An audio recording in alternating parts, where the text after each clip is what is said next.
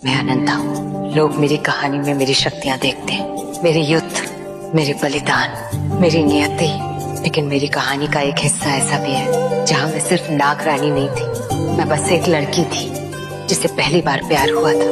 उसका नाम था आर्यमान। हमारी पहली मुलाकात किसी फेरी टेल जैसी नहीं थी, न कोई स्लो मोशन, न कोई मैजिकल एहसास, बस एक ऑफिस, एक न्यूज रूम और एक ऐसा इंसान जो अपने काम में इतना डूबा हुआ था कि जैसे पूरी दुनिया उसके लिए रुक सकती थी, लेकिन उसका काम नहीं। पहली बार जब मैंने उसे देखा तो समझ नहीं पाई कि आखिर उसमें ऐसा क्या है जो मुझे उसकी तरफ खींच रहा है। शायद उसकी आंखों में वो जुनून था जो बहुत कम लोगों में होता है। शायद उसका सच के लिए लड़ना, उसका अपने काम के लिए पैशन मुझे अच्छा लगा, या शायद किस्मत ने उसी पल मेरी कहानी में उसका नाम लिख दिया था।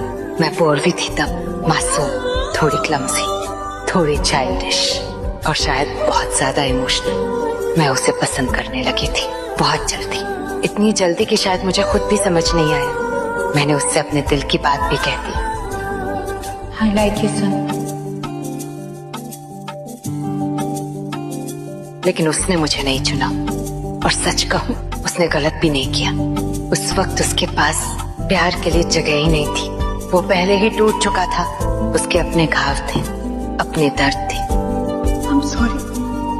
प्लीज मत जाओ। और शायद मैं उसके लिए सिर्फ एक और परेशान करने वाली लड़की थी। लेकिन प्यार अजीब होता है, वो इजाजत लेकर नहीं आता। फिर मेरी जिंदगी बदल गई। मैंने अपना परिवार खो दिया, मैंने खुद को खो दिया। अब मैं पूर्वी नहीं थी, मैं आहाना थी। Hello everyone. और मेरे भीतर सिर्फ एक चीज बची थी, बदला। उस समय मुझे लगा दुनिया में कोई अच्छा इंसान नहीं होता। हर चेहरा झूठ हो सकता है, हर रिश्ता धोखा हो सकता है। और फिर मैंने आर्यमान को फिर देखा, लेकिन इस बार मेरी आंखों में प्यार नहीं था, नफरत थी। क्योंकि मुझे लगा वो भी उन्हीं लोगों में से एक है जिन्होंने मेरी दुनिया उजाड़ी। मैंने उसे ठुकराया, अपमानित किया, हर मौका लिया उसे दूर धकेलने का।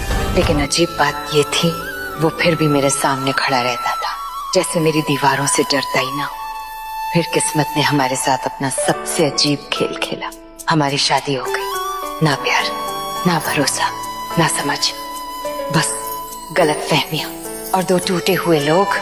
शुरुआत आसान नहीं थी। हम दोनों के बीच सिर्फ दूरी थी, सवाल थे, तकरार थी, लेकिन नफरत के पीछे कुछ और भी था, कुछ ऐसा जिसे हम दोनों स्वीकार नहीं करना चाहते थे। धीरे धीरे मैंने उसके उस रूप को देखना शुरू किया जो दुनिया नहीं देखती थी। उसकी केयर, उसका साइलेंस, उसका दर्द, उसकी लॉयल्टी। और पहली बार मुझे लगा शायद मैंने उसे गलत समझा। फिर सच सामने आया।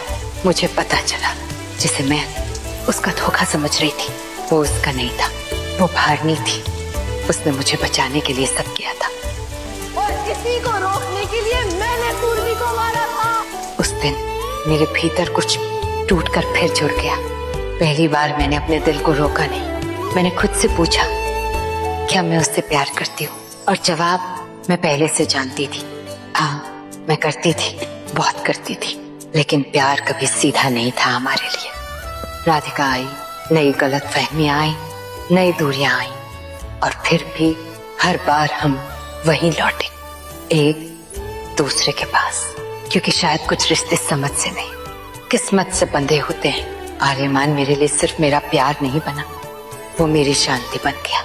उसने पहली बार मुझे महसूस कराया कि मैं सिर्फ नागरानी नहीं हूँ, मैं सिर्फ एक हथियार नहीं हूँ, मैं सिर्फ एक प्रोफेसी नहीं हूँ। मैं भी किसी की दुनिया हो सकती हूँ, किसी की प्रायोरिटी, किसी का घर।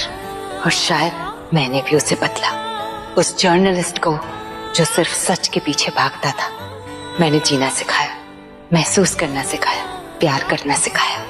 अंत में जब सब खत्म हुआ, महाकुंभ का संकट, युद्ध, बलिदान, मैं एक आखिरी चुनाव के सामने खड़ी थी, शक्ति या जीवन, नागरानी या प्रेम। और पहली बार मैंने युद्ध नहीं चुना, मैंने उसे चुना, आर्यमान को। क्योंकि कुछ जीते ताकत छोड़ देने में होती है। आज जब मैं पीछे मुड़कर देखती हूँ तो समझ आता है, आर्यमान मेरी डेस्टिनी नहीं था, वो मेरी चॉइस था और शायद यही उसे सबसे खास बनाता है, क्योंकि पूरी जिंदगी में चुनी जाती रही। भविष्यवाणी ने चुना, शिव जी ने चुना, नियति ने चुना, लेकिन पहली बार मैंने किसी को चुना। मैंने आर्यमान को चुना और उसने मुझे। मैं अनंता हूँ, अनंत कुल की नागरानी, लेकिन उसकी बाहों में मैं बस अनंता थी, सिर्फ उसकी।